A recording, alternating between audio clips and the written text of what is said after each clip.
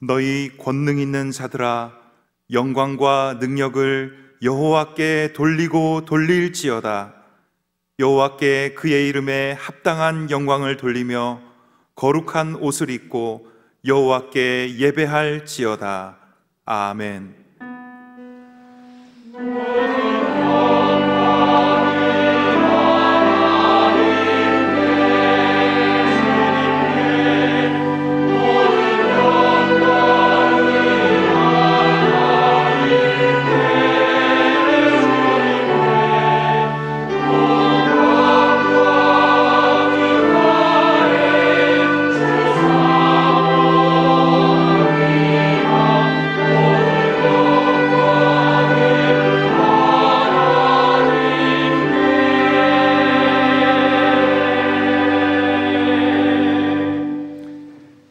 자격 없는 죄인을 사랑하여 주셔서 그리스도 안에서 자녀 삼으시고 아버지의 영원한 영광과 찬송이 되게 하시니 감사드립니다. 오늘도 그리스도 안에 있는 그 은혜의 풍성함을 따라 아버지 은혜의 보좌 앞에 나왔사오니 그 은혜에 합당한 영광을 돌리고 성령 하나님 예배하는 심령에 충만히 임재하셔서 아버지 영광을 보게 하시고 마음과 뜻과 힘을 다해 예배하는 이 시간 되게 인도하여 주시옵소서. 예수님의 이름으로 기원하옵나이다. 아멘.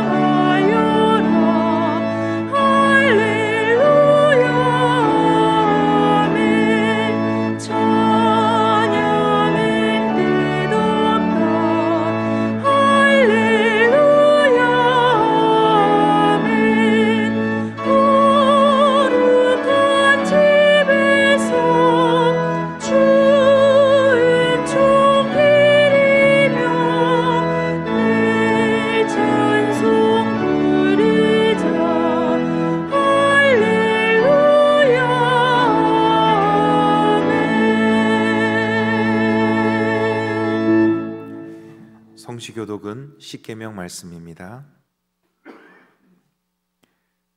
하나님이 이 모든 말씀으로 말씀하여 이르시되 나는 너를 애굽 땅 종되었던 집에서 인도하여 낸 내 하나님 여호와니라. 너는 나 외에는 다른 신들을 내게 두지 말라. 너를 위하여 새긴 우상을 만들지 말고 또 위로 하늘에 있는 것이나 아래로 땅에 있는 것이나 땅 아래 물속에 있는 것에 어떤 형상도 만들지 말며 그것들에게 절하지 말며 그것들을 섬기지 말라. 나의 하나님 여호와는 질투하는 하나님인즉 나를 미워하는 자의 죄를 갚되 아버지로부터 아들에게로 삼삼사대까지 이르게 하거니와 나를 사랑하고 내 계명을 지키는 자에게는 천대까지 은혜를 베푸느니라. 너는 내 하나님 여호와의 이름을 망령되게 부르지 말라. 여호와는 그의 이름을 망령되게 부르는 자를 죄없다 하지 아니하리라. 안식일을 기억하여 거룩하게 지키라. 엿새 동안은 힘써 내 모든 일을 행할 것이나 일곱째 날은 내 하나님 여호와의 안식일이니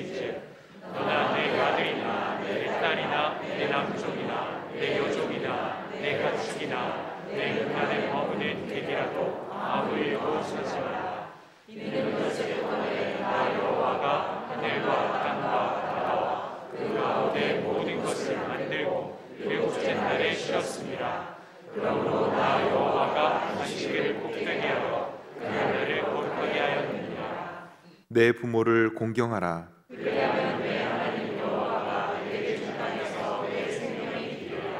살인하지 말라. 도둑질하지 말라. 내 이웃에 대하여 거짓 증거하지 말라. 내 이웃의 집을 탐내지 말라. 내 이웃의 아내나 그의 남종이나 그의 여종이나 그의 소나 그의 남이나 또는 내 이웃의 소유를 탐내지 말라. 예수께서 이르시되 내 마음을 다하고 목숨을 다하고 뜻을 다하여 주 너의 하나님을 사랑하라 하셨으니 이것이 크고 첫째 되는 계명이요 둘째도 그와 같으니 내 이웃을 내 자신같이 사랑하라 하셨으니 이 두 계명이 온 율법과 선지자의 강령이니라. 아멘. 나는 전능하신 아버지 하나님 천지의 창조주를 믿습니다. 나는 그의 유일하신 아들 우리 주 예수 그리스도를 믿습니다. 그는 성령으로 잉태되어 동정녀 마리아에게서 나시고 본디오 빌라도에게 고난을 받아 십자가에 못 박혀 죽으시고 장사된 지 사흘 만에 죽은 자 가운데서 다시 살아나셨으며 하늘에 오르시어 전능하신 아버지 하나님 우편에 앉아 계시다가 거기로부터 살아있는 자와 죽은 자를 심판하러 오십니다. 나는 성령을 믿으며 거룩한 공교회와 성도의 교제와 죄를 용서받는 것과 몸의 부활과 영생을 믿습니다. 아멘.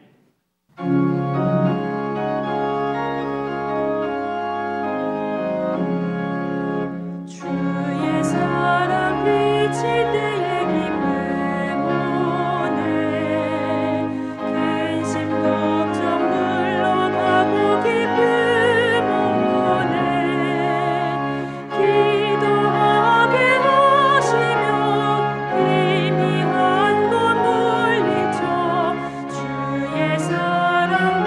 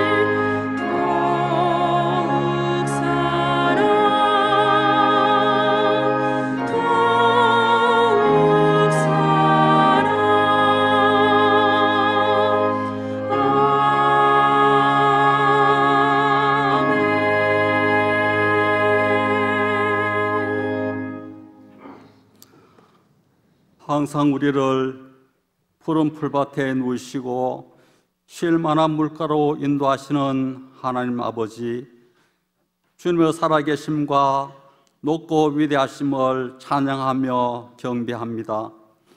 죄인된 우리를 사랑하셔서 예수 십자가의 보혈로 구원해 주시고 주님의 자녀로서 천국을 소망하며 살아가게 하시니 감사합니다. 오늘 주의 날을 허락하시고 구별되게 하시어 아버지 앞에 나와 온 마음과 정성을 다하여 예배드림으로 주님께 영광 돌리게 하시니 감사옵나이다. 지난 날을 돌아볼 때 내 욕심을 채우기 위해 입술로는 예수님 사랑을 말하지만 삶과 행동은 말씀과 동떨어져 살았으며 교회와 이웃을 이용하고 상처를 주면서도 그것을 깨닫지 못하였음을 고백합니다. 예수님을 은 30에 팔아먹은 주님의 제자 가룟 유다와 다를 바 없는 죄인입니다. 하나님 아버지, 불쌍히 여기시고 용서하여 주시옵소서. 우리의 구원자 되시는 아버지 하나님, 김신수 담임 목사님을 보내주셔서 시간마다 진리의 말씀으로 풍성한 은혜 내려주시고 주님의 사랑을 알아가게 하시니 감사합니다. 목사님 늘 영육을 강건케 하시고 영안이 밝게 하여 주시옵소서.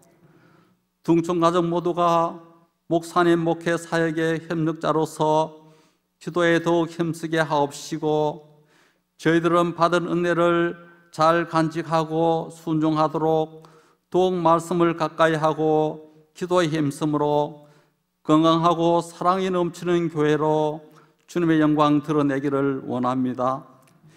계속되는 코로나 팬데믹 속에서도 저희 교회를 지켜주심에 감사드립니다. 이 코로나가 곧 물러가도록 백신과 치료제가 널리 보급되게 하시고 각자가 방역 수칙을 잘 지켜 감염되지 않게 하옵시고 감염으로 현장 예배가 중단되는 일이 없도록 지켜주시기 원합니다. 이 시간에도 코로나 방역을 위해 헌신하는 의료 관계자들에게도 사명 감당하도록 부족함이 없는 은혜를 내려 주시옵소서. 코로나로 인해 실직과 폐업 등으로 경제적으로 어려움을 겪는 성도들에겐 새 힘을 주옵시고 병환으로 치료 중인 성도에겐 치유 은혜를 내려 주시사 회복되게 하여 주시옵소서. 직분자를 세워주심에 감사드립니다. 성도들의 본이 되게 하시고 주님께서 맡겨주신 직분임을 깨달아 충성을 다해 섬기게 하옵소서.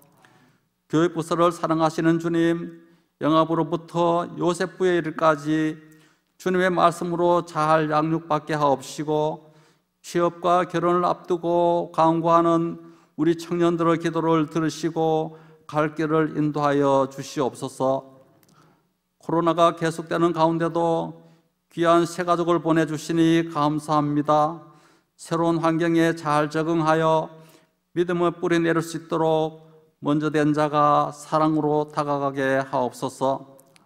코로나로 인해 미자립 교회와 농어촌 교회가 재정적으로 많은 어려움을 겪고 있사오니 주님의 위로하심으로 새 힘을 얻게 하옵시고 해외에 파송된 선교사님들 신변의 안전을 지켜주옵시고 특히 미얀마 사태가 진정되게 하시고 파송된 선교사와 저희 교회가 후원하는 선교사와 그 가족들을 눈동자같이 지켜주시기 원하옵나이다. 이 시간 목사님으로부터 진리의 말씀이 선포될 때 부활의 주님을 깊이 만나고 변화받아 주님의 자녀답게 겸손하고 거룩한 삶을 살아가게 하옵소서. 오늘 또 예배를 위해 이름도 없이 빛도 없이 섬기는 모든 섬김 위에 주님의 은총이 넘치기를 원합나이다. 감사드렸고 우리를 죄에서 구원해 주신 예수 그리스도 이름으로 기도드리옵나이다. 아멘. 주여 주여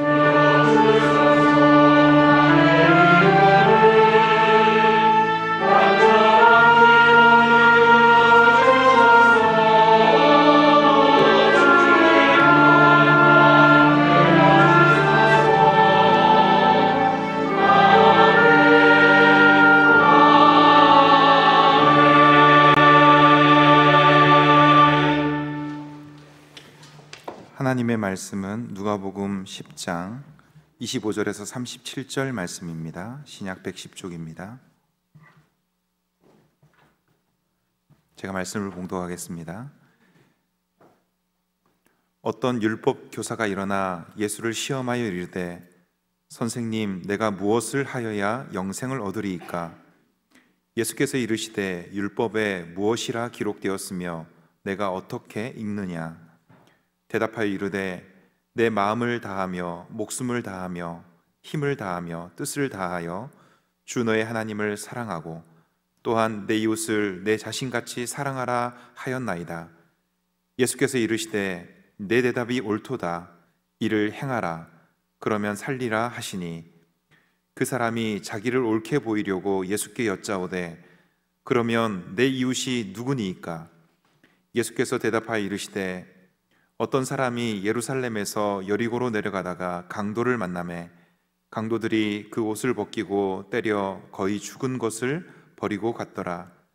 마침 한 제사장이 그 길로 내려가다가 그를 보고 피하여 지나가고 또 이와 같이 한 레위인도 그곳에 이르러 그를 보고 피하여 지나가되 어떤 사마리아 사람은 여행하는 중 거기 이르러 그를 보고 불쌍히 여겨 가까이 가서 기름과 포도주를 그 상처에 붓고 싸매고 자기 짐승에 태워 주막으로 데리고 가서 돌보아 주니라. 그 이튿날 그가 주막 주인에게 데나리온 2를 내어주며 이르되 이 사람을 돌보아 주라. 비용이 더 들면 내가 돌아올 때에 갚으리라 하였으니 내 생각에는 이 세 사람 중에 누가 강도 만난 자의 이웃이 되겠느냐? 이르되 자비를 베푼 자니이다. 예수께서 이르시되 가서 너도 이와 같이 하라 하시니라. 아멘.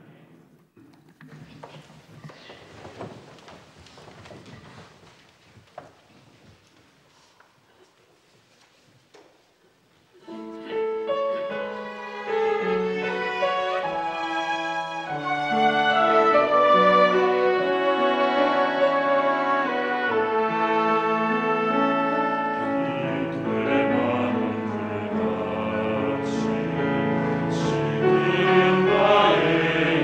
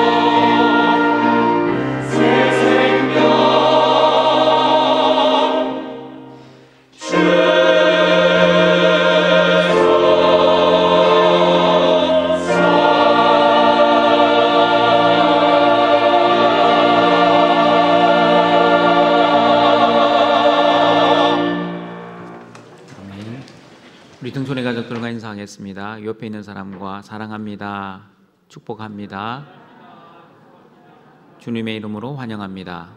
집에서 우리 예배드리는 우리 등촌의 가족들도 환영합니다. 오늘은 오직 하나님께 영광을 돌리기 위한 비전 실천사항 마지막 7번째 시간입니다. 같이 한번 읽어보겠습니다. 이웃을 사랑하고 섬기어 영광 돌리는 교회입니다. 오늘은 이웃 사랑과 영광이라는 제목으로 하나님 말씀을 듣고자 합니다. 여러분, 대한민국 축구팀과 일본 축구팀이 시합을 하면 여러분은 어느 팀을 응원합니까? 일본 축구팀을 응원할 한국 사람이 과연 있겠습니까? 아마 친일파 외에는 대한민국 국민이라면 일본을 응원할 사람은 한 명도 없을 것입니다. 그러면 북한 축구팀과 일본 축구팀이 시합을 합니다. 누구를 응원하시겠습니까? 그래도 같은 민족이니 북한 팀을 응원하실 분도 계실 것이고, 북한을 미워하는 분들은 일본 팀을 응원하실 겁니다. 그리고 둘 다 미워하시는 분들은 아무 팀도 응원하지 않을 겁니다. 그러면 여러분, 마지막으로 질문드립니다. 중국 팀과 일본 팀이 축구 시합을 합니다. 여러분은 어느 팀을 응원하시겠습니까? 이 질문도 각자의 소견에 따라 응원하는 팀이 다를 수 있습니다. 제가 왜 이런 질문을 하시는지 짐작을 하셨습니까? 우리가 누구를 좋아하느냐에 따라 응원하는 팀이 다를 수 있습니다. 누가 나의 이웃이냐에 따라 선호도가 달라질 수 있다는 뜻입니다. 북한을 나의 이웃으로 생각하면 일본과 중국보다 북한 팀을 응원할 것입니다. 그러나 중국을 나의 이웃으로 생각하면 중국팀을 응원할 것입니다. 오늘 본문 37절에서도 예수님께서는 누가 강도 만난 자의 이웃이 되겠느냐고 질문을 하십니다. 나의 이웃이 누구인지 오늘 본문을 통해 알아보고 그 이웃을 어떻게 섬겨야 하는지 살펴보는 시간을 갖도록 하겠습니다. 25절을 보시면 어떤 율법교사가 예수님께 이런 질문을 합니다. 선생님, 내가 무엇을 하여야 영생을 얻으리이까? 이 질문은 율법교사가 진짜 무엇을 해야 영생을 얻을 수 있는지 그 방법을 몰라서 질문한 것이 아니었습니다. 예수님을 시험하고자 이 질문을 했다고 성경은 말씀합니다. 여러분, 유대인들은 하나님의 선민, 즉 선택받은 백성으로서 율법을 지키면 영생을 얻는다는 것을 모든 유대인들은 다 알고 있습니다. 모든 유대인들이 알고 있는 이 사실을 율법 교사가 모를 리 없습니다. 그러면 율법 교사가 예수님에게 이런 질문을 하고 있는 진짜 의도는 무엇입니까? 이 율법 교사의 의도는 예수님과 예수님의 제자들이 율법을 지키고 있지 않으니 예수님과 예수님의 제자들은 영생을 얻지 못할 것이라는 것을 은근히 비판하기 위해 예수님께 질문을 하고 있습니다. 조금 더 쉽게 설명해 드리겠습니다. 제가 공부하는 학생들에게 어떻게 해야 성적을 올릴 수 있습니까? 라는 질문을 하면 학생들은 어떤 답을 해야 합니까? 답은 여러 개가 될 수 없습니다. 답은 오직 하나입니다. 내 성적을 올리기 위해서는 공부를 열심히 해야 합니다. 마찬가지입니다. 유대인들에게 어떻게 해야 영생을 얻을 수 있습니까? 라고 질문하면 답은 오직 하나입니다. 내 영생을 얻기 위해서는 율법을 지켜야 합니다. 라고 대답해야 합니다. 율법 교사가 예수님께 선생님, 어떻게 해야 영생을 얻을 수 있습니까? 라고 질문한 것은 뻔한 대답, 율법을 지켜야만 영생을 얻을 수 있다는 것을 예수님의 입에서 직접 듣고 싶어 질문을 했던 것입니다. 예수님이 율법을 지켜야 영생을 얻을 수 있다고 답을 하시면 그때 율법교사가 그러면 당신과 당신들의 제자들은 왜 율법을 지키지 않습니까? 라고 함정을 파기 위해 질문을 하고 있습니다. 왜냐하면 율법교사가 보기에 예수님은 율법을 어기는 행동을 많이 했기 때문입니다. 누가복음 4장에서 안식일에 귀신 들린 사람을 고치셨고, 누가복음 5장을 보시면 세리와 죄인들과 함께 먹고 마시며 교제를 했으며, 누가복음 6장에서는 안식일에 미리삭을 잘라 먹었으며, 또한 안식일에 손 마른 사람을 고치셨습니다. 율법교사는 안식일을 범하고 율법을 지키지 않는 예수님과 예수님의 제자들은 영생과는 아무런 상관이 없다는 것을 확인시켜주기 위해 예수님을 시험하고자 이 질문을 하고 있습니다. 그러나 예수님은 26절에서 이렇게 대답하셨습니다. 율법에 무엇이라 기록되었으며 내가 어떻게 읽느냐? 라고 율법교사에게 당신의 답을 말하지 아니하시고 오히려 율법교사에게 되물어 보십니다. 여러분, 예수님의 의도는 이렇습니다. 너는 율법을 지키면 영생을 얻는 줄 다 알고 있으면서 왜 이런 질문을 내게 하느냐? 그러면 너는 율법의 전체 주제와 핵심이 무엇인지는 알고 있느냐? 그 예수님은 율법교사에게 질문을 하고 있습니다. 그러자 율법교사는 27절에서 내 마음을 다하며 목숨을 다하며 힘을 다하며 뜻을 다하여 주 너희 하나님을 사랑하고 또한 내 이웃을 내 자신같이 사랑하라는 그 율법의 주제와 핵심에 대해 정확하게 대답을 하고 있습니다. 그러자 예수님은 28절에서 내 대답이 옳도다, 이를 행하라, 그리하면 살리라고 말씀하십니다. 율법의 정신은 하나님을 사랑하고 이웃을 사랑하라는 것이라는 것을 인정하셨습니다. 그리고 아는 것만 그치지 말고 이를 실천하여 살아야만 영생을 얻게 될 것이라고 말씀하셨습니다. 율법교사는 아마 이렇게 생각했을 것입니다. 나는 이렇게 율법을 잘 지키고 살고 있으니 당연히 영생을 얻겠지만 예수님과 예수님의 제자들은 율법을 어기고 있으니 영생을 얻지 못할 것이라고 생각했을 것입니다. 그러나 여러분, 우리는 오해하지 말아야 합니다. 예수님이 이 율법교사의 생각에 동조한 것이 아니었습니다. 내 대답은 옳도다. 다시 말하면 율법을 지키면 영생을 얻는 것은 맞다. 그러나 이를 행하라, 그리하면 살리라. 그 말씀은 율법대로 살면 영생을 얻을 수 있다는 것이 아니라 얻을 수 없다는 뜻이라는 것을 예수님이 말씀하고 있습니다. 여러분, 만약 율법을 지켜서 영생을 얻는다면 이것이 바로 무슨 구원입니까? 행위 구원입니다. 우리가 믿는 구원은 행위 구원이 아니라 이신칭의이죠. 믿음으로 구원을 얻는데 어떻게 행위로 구원을 얻을 수 있습니까? 그래서 오늘 본문 이를 행하라, 그리하면 살리라는 말씀이 행위 구원을 말씀하는 것이라면 성경은 모순입니다. 어떤 곳에서는 믿음으로 구원받는다 하고 여기서는 율법을 지켜야만 구원을 받는다고 하면 앞뒤가 맞지 않기 때문입니다. 여러분, 반어법이라고 아십니까? 실제 의미와 반대로 표현하는 것입니다. 예를 들면 이렇습니다. 부모가 자녀를 혼을 낼 때 너 엄마 말 안 들으면, 안 들을 거라면 이제부터 내 마음대로 해 라고 엄마가 이야기했습니다. 그 말을 들은 아들은 야, 드디어 우리 엄마가 나에게 자유를 주시는구나 라고 생각하며 자기 마음대로 산다면 엄마 말을 제대로 들은 것입니까? 말은 내 마음대로 하라고 했지만 엄마의 속뜻은 무엇입니까? 내 마음대로 하지 말고 이제부터 엄마 뜻대로 해달라는 강한 부탁이자 협박입니다. 마찬가지입니다. 예수님께서 율법교사에게 율법을 행하라, 그리하면 살리라. 이 말씀은 반어적인 표현입니다. 율법을 행하면 영생을 얻을 수 있지만 그러나 율법을 지킬 수 있는 사람은 한 명도 없기 때문에 영생을 얻을 사람은 한 명도 없다는 뜻입니다. 여러분, 이 세상에서 율법을 지킬 수 있는 사람이 과연 있습니까? 갈라디아서 2장 16절은 사람이 율법을 지킬 수 있는지 또한 지킬 수 없는지 답을 주고 있습니다. 같이 한번 읽어보겠습니다.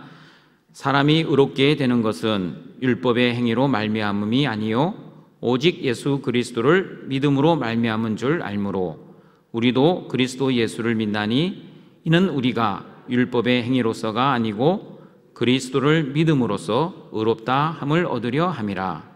율법의 행위로서는 의롭다 함을 얻을 육체가 없느니라.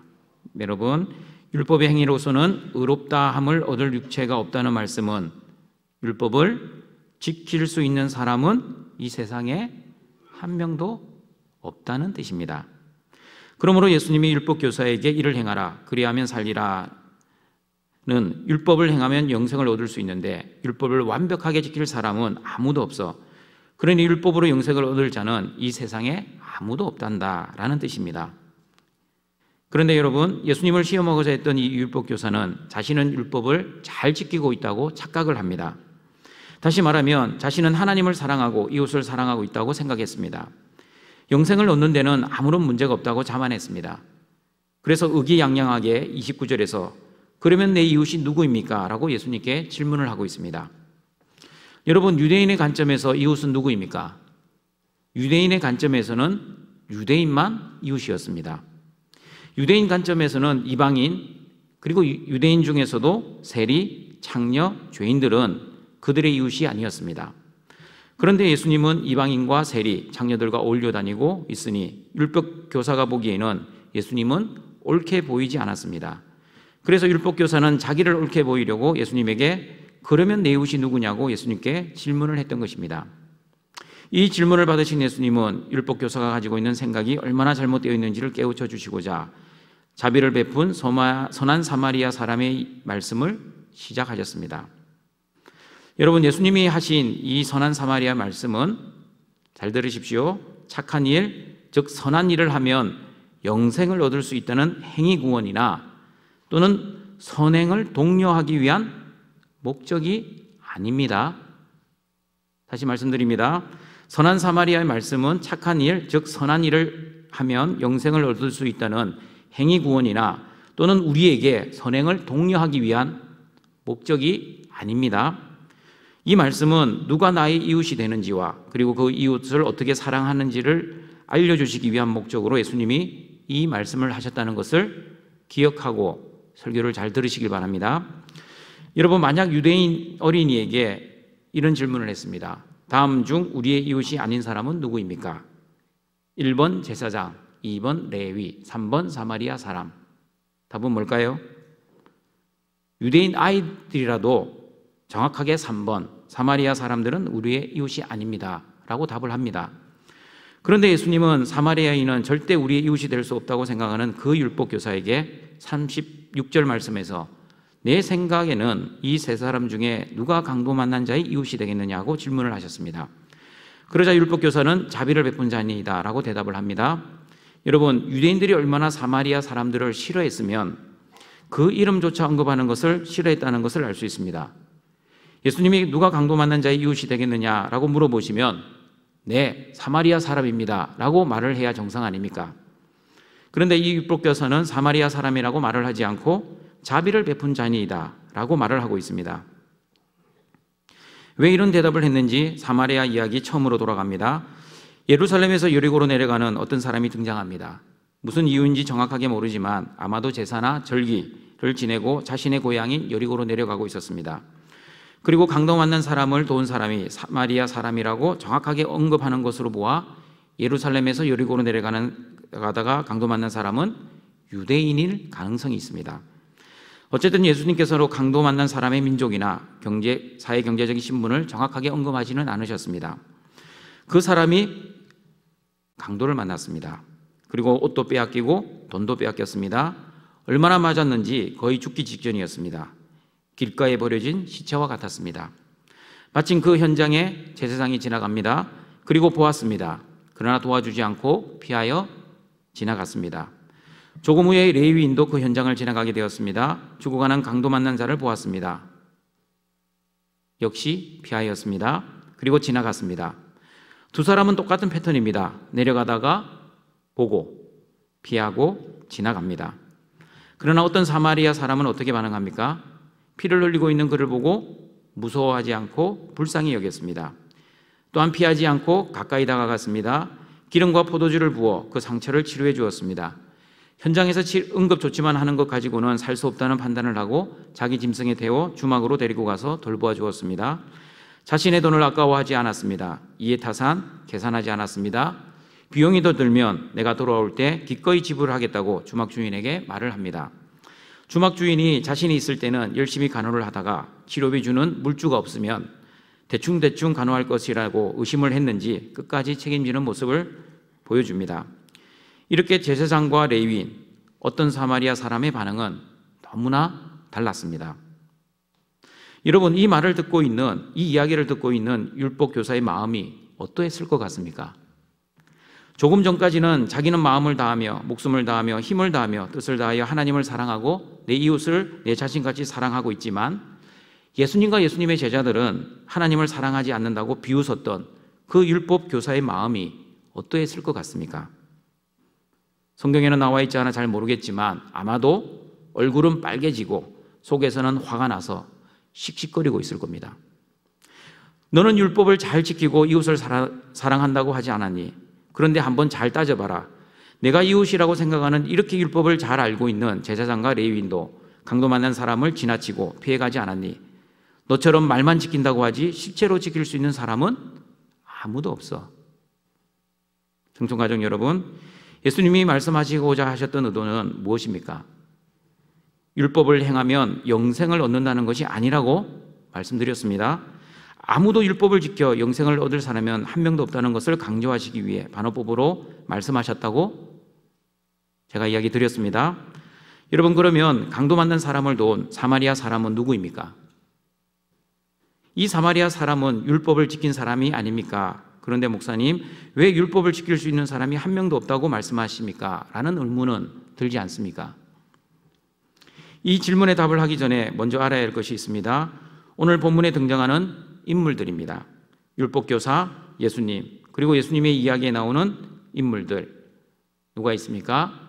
제사장, 레위, 강도 만난 사람, 사마리아 사람, 주막주인. 여러분, 이 등장인물 중 율법교사는 예수님의 이야기를 들으면서 자신을 누구와 동일시했겠습니까?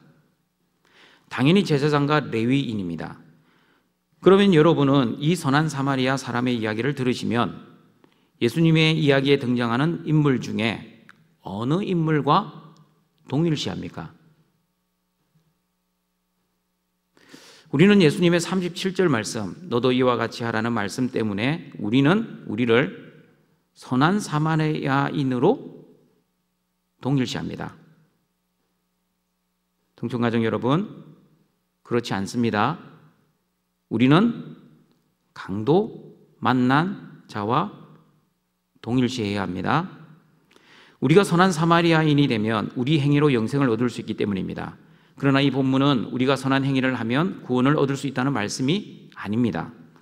우리는 강도 만난 자처럼 죽을 수밖에 없는 사람, 우리의 행위와 노력으로는 생명을 얻을 수 없는 연약한 자입니다.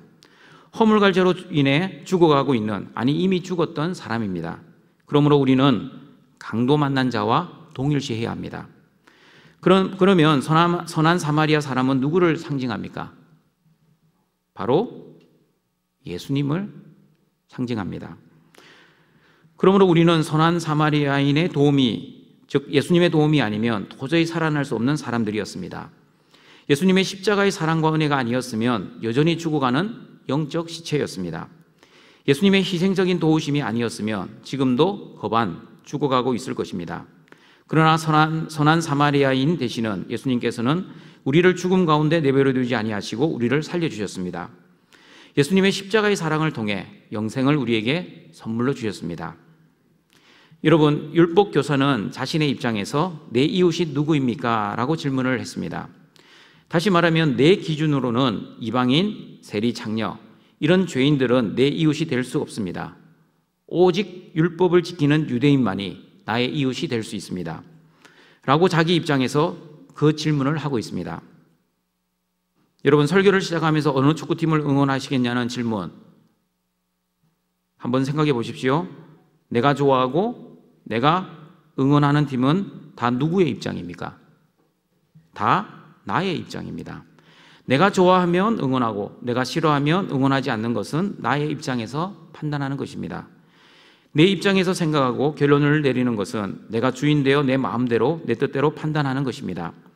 율법교사는 자기 기준으로 이방인과 세리, 장녀들은 내 이웃이 아니라고 생각했습니다. 내가 생각하기에 나의 이웃이 되려면 이 정도의 수준, 다시 말하면 최소한 율법을 지키면서 의로운 사람이어야 나의 이웃이 될 수 있다고 생각했습니다. 그러나 여러분, 예수님은 율법교사와는 달랐습니다. 자신의 입장이 아니라 강도 만난 자의 입장에서 물어보셨습니다. 그래서 예수님은 이렇게 물어보십니다. 누가 강도 만난 자의 이웃이 되겠느냐? 되겠느냐입니다. 그렇다면 여러분의 이웃은 누구입니까? 율법교사처럼 내 이웃이 되기 위해서는 여전히 내 기준을 가지고 이웃의 범위를 정해놓고 있습니까? 내가 좋아하는 사람만 여러분의 이웃입니까? 내 마음에 들지 않는 사람, 내 기준에 벗어나는 사람은 여전히 내 이웃이 아닙니까? 누가복음 6장 32, 33절에 이런 말씀이 있습니다. 같이 한번 읽어보겠습니다. 너희가 만일 너희를 사랑하는 자만을 사랑하면 칭찬받을 것이 무엇이냐? 죄인들도 사랑하는 자는 사랑하느니라. 너희가 만일 선대하는 자만을 선대하면 칭찬받을 것이 무엇이냐? 죄인들도 이렇게 하느니라. 나를 사랑하는 자만을 사랑하는 것은 죄인들도 그렇게 한다고 말씀합니다. 내가 좋아하는 사람만 좋아하고 내가 싫어하는 사람을 싫어하는 것은 세상 사람들도 그렇게 합니다. 그러나 거룩한 성도는 달라야 합니다. 나를 싫어하는 사람도 사랑해야 하고 내가 싫어하는 사람도 사랑해야 합니다. 다시 말합니다. 거룩한 성도는 나를 싫어하는 사람도 사랑해야 하고 내가 싫어하는 사람도 사랑해야 합니다. 그러므로 동성가족 여러분, 여러분의 진정한 이웃은 누구입니까? 오늘 본문의 선한 사마리아 사람처럼 나를 불쌍히 여겨주시는 이웃, 피를 흘리고 있는 나를 예면하지 않으시고 가까이 다가오시는 이웃, 기름과 포도주를 아끼지 아니하시고 나의 상처를 치유해 주시는 이웃, 나의 치료를 위해 돈을 아끼지 아니하시는 그 이웃, 여러분은 이런 이웃이 과연 누구입니까? 이런 이웃은 바로 사람이 아니라 예수 그리스도입니다. 우리를 살리기 위해 자신의 모든 것, 자신의 생명까지 바쳐 희생하신 이웃은 바로 예수 그리스도입니다. 그러므로 선한 사마리아인은 예수님과 동일시해야 하는 것입니다. 우리의 진정한 이웃이신 예수님께서 37절에서 이렇게 우리에게 말씀하십니다. 가서 너도 이와 같이 하라. 우리를 위해 모든 것을 헌신하신 예수님께서 우리에게 요청하십니다. 너도 예수님처럼 가서 이웃이 되어 주어라. 그러므로 여러분, 우리의 이웃이란 예수님의 사랑과 예수님의 자비가 필요로 하는 모든 이들이 바로 우리의 이웃입니다. 다시 말씀드립니다. 우리의 이웃이란 내가 좋아하는 사람만이 내 이웃이 아니라 예수님의 사랑과 자비가 필요로 하는 모든 이들이 바로 나의 이웃입니다. 내 기준이 아닙니다. 내가 도와주고 싶은 사람만 나의 이웃이 아닙니다. 내가 좋아하는 사람만 내 이웃이 아닙니다. 예수님이 사랑하시는 사람이 바로 나의 이웃입니다. 예수님의 사랑이 필요로 하는 사람이 바로 나의 이웃입니다. 그러므로 나의 이웃은 내 기준이 아니라 예수님 기준이어야 합니다. 내가 싫어해도 내 이웃이 될 수 있습니다. 내가 미워하는 원수도 내 이웃이 될 수 있습니다. 왜냐하면 예수님은 원수도 사랑하라고 말씀하셨기 때문입니다. 여러분, 출애굽기 23장 4절 5절에 이런 말씀이 있습니다. 같이 한번 읽어보겠습니다. 내가 만일 내 원수의 길 잃은 소나 나귀를 보거든 반드시 그 사람에게로 돌릴지며 내가 만일 너를 미워하는 자의 나귀가 짐을 싣고 엎드러짐을 보거든 그것을 버려두지 말고 그것을 도와 그 짐을 부릴지니라. 누구의 소와 나귀입니까? 내가 좋아하는 사람이 아니라 내가 싫어하는 원수의 소와 나귀가 길을 잃었습니다. 그냥 지나쳐도 아무도 모릅니다. 아니, 의도적으로 모른 척하고 싶습니다. 시간도 낭비가 되지만 시간 낭비보다 더 싫은 것은 길 잃은 나귀와 소를 주인에게 찾아주면 만나기 싫은 사람, 껄끄러운 원수를 만나야 하기 때문입니다.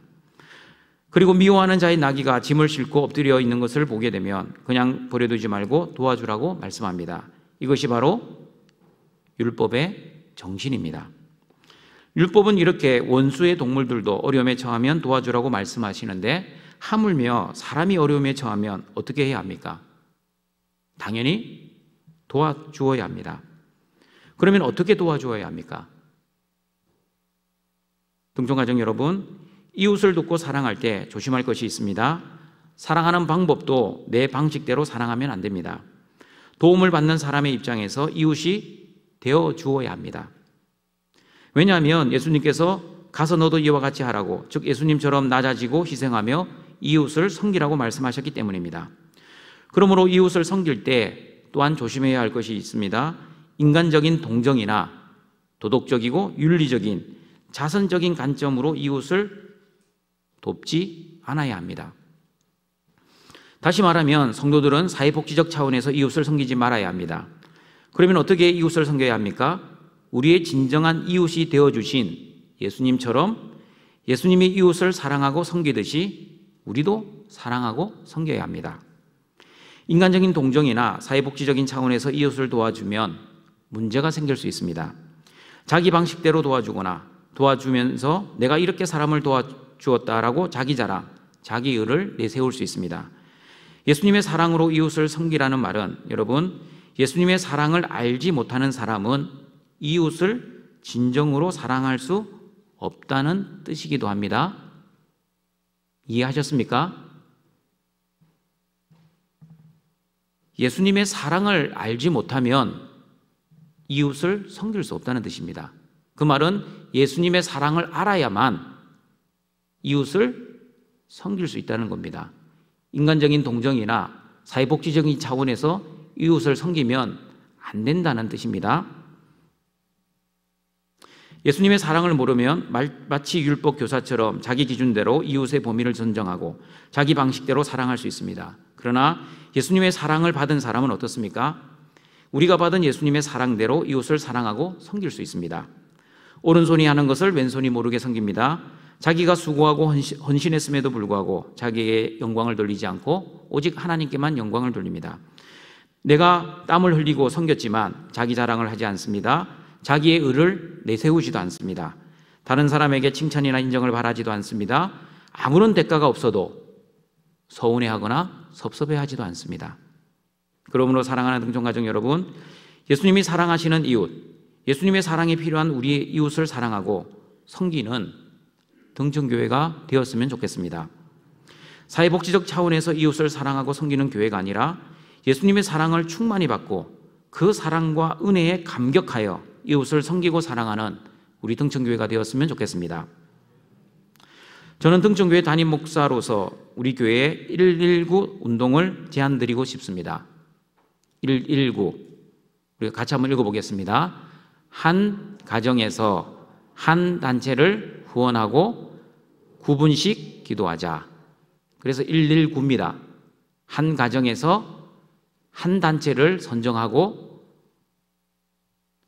후원만 하는 것이 아니라 최소한 하루에 9분 기도하자는 운동입니다. 처음에는 10분이라고 하려고 했습니다. 110. 이 발음이 별로 안 좋습니다. 그래서 발음이 편하고 좋은 119로 바꿨습니다. 예수님의 사랑을 필요로 하는 우리의 이웃은 우리 주변에 의외로 많이 있습니다. 우리 기도원 협회나 극동방송, 탈북자 단체, 기아대책, 월드비전, 또한 제가 섬겼던 호스피스 등 우리의 사랑과 섬김이 필요한 단체는 너무 많습니다. 후원하고 싶은 한 단체를 선정하여 온 가족이 기도하고 후원하자는 운동이 바로 119 운동입니다. 그리고 성도 여러분, 저는 담임 목사이기 때문에 결혼식 주례를 할 경우가 종종 있을 겁니다. 이 자리에 계신 우리 결혼을 시키실 부모 성도 여러분, 그리고 결혼을 해야 하는 우리 청년 자매 여러분, 저에게 주례를 부탁하려면 한 가지 조건이 있습니다. 후원할 단체를 선정해서 저를 만나야 합니다. 그리고 저에게 주실 주례비는 신랑 신부의 이름으로 그 단체에 후원을 할 것입니다. 여러분, 하나님께서 결혼을 제정하신 목적이 행복이 아니라 거룩입니다. 거룩한 가정을 시작하면서 예수님의 사랑으로 이웃을 사랑하고 섬기는 가정이 되었으면 좋겠습니다. 자기들만 잘 먹고 잘 살려고 하는 것이 아니라 예수님의 사랑을 받은 자로서 예수님께 그 받은 사랑을 이웃에게 흘려보내는 거룩한 등촌교회 가정이 되었으면 좋겠습니다. 말씀을 정리하도록 하겠습니다. 오늘 본문의 주제는 우리도 선한 사마리아인처럼 착한 이웃이 되자가 아닙니다. 율법으로 영생이 가능하지 않고 오직 우리의 진정한 이웃, 참 이웃인 예수님만으로 영생이 가능하다는 것을 보여주고 있습니다. 그리고 이 진정한 우리의 이웃이신 예수 그리스도의 사랑을 받은 자만이 예수님의 사랑이 필요한 사람, 즉 우리의 이웃에게 그 예수님의 사랑을 전할 수 있습니다. 영생을 얻기 위한 사랑이 아니라 영생을 이미 얻은 사랑입니다. 그러므로 저와 여러분은 예수님께 받은 그 사랑을 세상에 흘려보내야 합니다. 예수님이 우리를 사랑하신 것처럼 우리도 우리의 이웃에게 119 운동을 실천하여 예수님의 사랑을 전하는 등촌교회가 되기를 소원합니다. 내 기준, 내 방식이 아니라 예수님 기준, 예수님 방식대로 이웃을 사랑하고 섬기어 하나님께 영광을 돌리시는 등촌의 가족들이 되시길 주님의 이름으로 축원합니다. 사랑과 자비가 풍성하신 여호와 하나님, 우리의 진정한 이웃인 예수님을 이 땅에 보내시고 허물과 죄로 죽었던 우리를 구원해 주시기 위해 십자가에서 죽으시고 부활하심으로 우리의 구원을 완성해 주신 은혜에 감사드립니다. 그 크신 예수님의 사랑과 은혜에 감사하며 예수님의 사랑이 필요한 우리의 모든 이웃에게 그 예수님께 받은 사랑을 흘려보내어 세상의 소금과 빛이 되는 등천의 가족들이 되게 도와주시옵소서. 예수님의 이름으로 기도하옵나이다. 아멘. 생명의 귀한 말씀 감사드립니다. 찬송가 455장 찬송 드리겠습니다.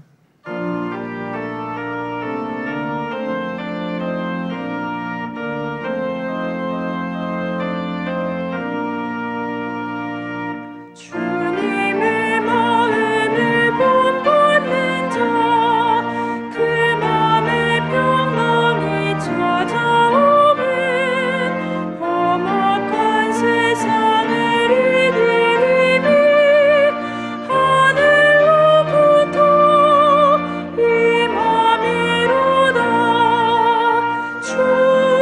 주님의 마음 마다 살면서 그 거룩하신 나도 이루리. 주 모습 내 눈에 안 보이며 그 음성 내 귀에 안 들려도 내 영혼 날마다 주를 만나 신령한 말씀 늘 배우도다. 주님의 마음 본마다 살면서 그 거룩하신 나도 이루리. 가는 길 거칠고 험하여도 내 맘에 불평이 없어짐은 십자가 고난을 이겨내신 주님의 마음 본받음이라. 주님의 마음 본받아 살면서 그 거룩하신 나도 이루리. 주 예수 세상에 다시 오신 그날의 무성도 변화하여 주님의 빛나는 그 형상을 다 함께 보며 주 찬양하리. 주님의 마음 본마다 살면서 그 거룩하신 나도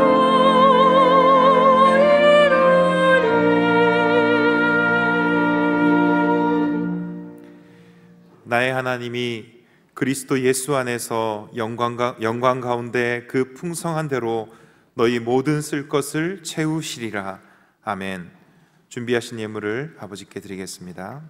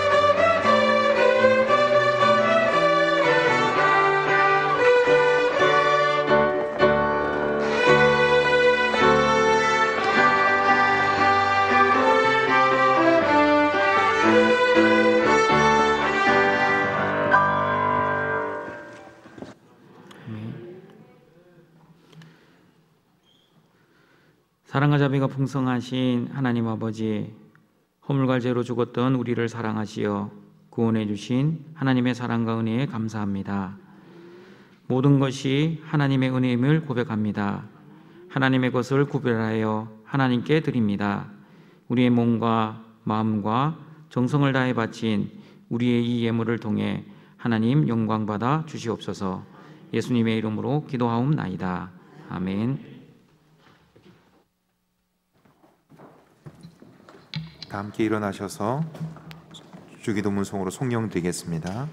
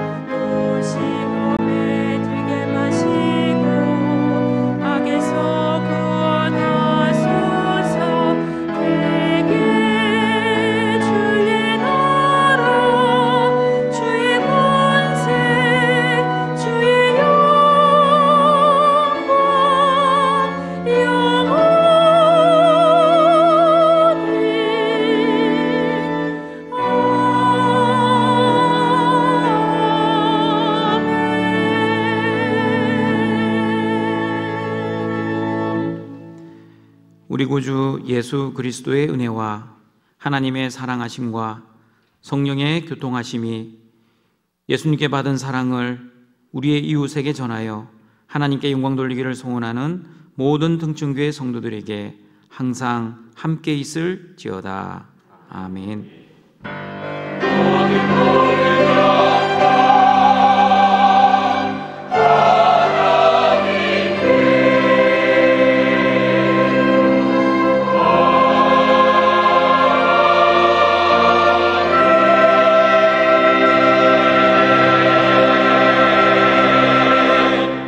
소식 전하겠습니다. 오늘 원래에는 코로나로 인해 연기됩니다. 내일 우리 월요일입니다. 134회 서울 서부노회 정기노회가 오후 2시 남설교회당에서 있습니다. 교회 출발은 오후 1시입니다. 우리 장로 총대 명단은 주보를 참여해 주시길 바랍니다. 이번 주 금요기도회는 구역이 함께하는 금요기도회로 모입니다. 다음 주일 오후 4시 본관 3층 디사이프로에서 우리 유아세례 문답이 있습니다. 그리고 행사 예고 있습니다. 4월 25일 우리 국제기도원협회 순방 예배가 있습니다. 우리 119 운동을 실천할 수 있는 좋은 기회입니다. 코로나19 예방수칙 계속해서 잘 지켜주시길 바랍니다. 방역 봉사해 주셔서 감사합니다. 그리고 우리 여동원 은퇴장로님 세브란스 병원 입원했습니다. 우리 지난주에 장례식이 있었습니다. 정남희 성도 우리 부친 소천 받으셨습니다. 그리고 구지역 장례 광고입니다. 홍기숙 집사님 모친 소천 받으셨습니다.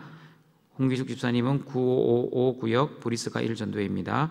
장례식장은 충주의료원 장례식장 특 1호입니다. 발인 예배는 4월 12일 월요일 오전 6시 30분입니다. 교회 문상은 오늘 저녁 예배 후에 출발합니다. 장지는 충주시 하늘나라입니다. 우리 개업 광고입니다. 이뭉 안수 집사님, 정성희 집사님, 그리고 이메리 A 집사님, 토마토 공인중개사무소 우리 개업하셨습니다. 우리 결혼 광고입니다. 이정신 오르간 반주자 851 구역 한나이 전도의 아들 백현정 군과 박예원 양의 결혼식이 주 2021년 4월 17일 토요일 오전 11시 웨딩스퀘어 강변 3층 루시드 홀에서 있습니다. 교회 출발은 9시 20분입니다. 그리고 우리 예배를 마치시고 나가시면서 우리 등촌교회 50년사 책자가 있습니다. 우리 가정에 한 권씩 전에 안 가져가신 분들은 가져가 주시길 바랍니다. 그리고 선크림 헌물이 있습니다. 선크림도 필요하신 분들은 가져가시면 됩니다. 다 같이 일어나셔서 우리 성도의 교제 찬양 드리겠습니다.